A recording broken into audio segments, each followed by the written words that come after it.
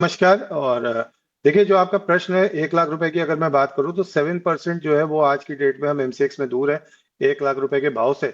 और 7% को अगर मैं डॉलर टर्म्स में कन्वर्ट करता हूं तो ये डॉलर टर्म्स के अंदर लगभग लगभग $3400 के आसपास का भाव जाता है, $3450 के आसपास का भाव जाता है।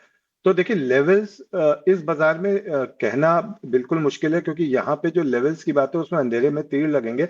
गोल्ड विक्स जो है वो अपने एकदम हाईएस्ट लेवल पे है 3 साल के, 2930 की विक्स चल रही है।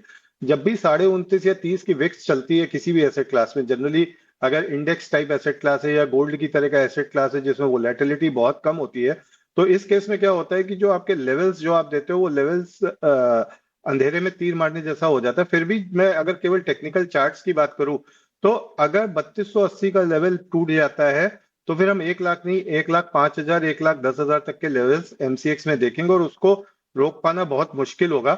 लेकिन अगर 3280 का लेवल नहीं टूटता है तो वापस हम $2900 का लेवल जो है वो 16 मई के पहले हम देख लेंगे। देखिए, मैंने पहले भी आपके प्रोग्राम में 3120 पे बोला था कि हम $2900 का लेवल बहुत जल्दी देख लेंगे, और हमने 2940 2950 तक के डिप्स देखे थे।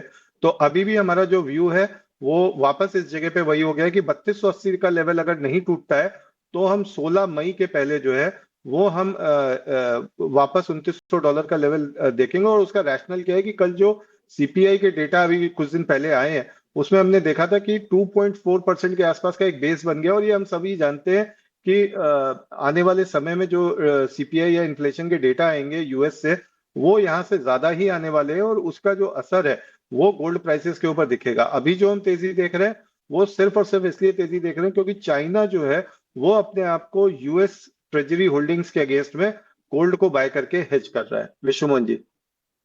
बिल्कुल।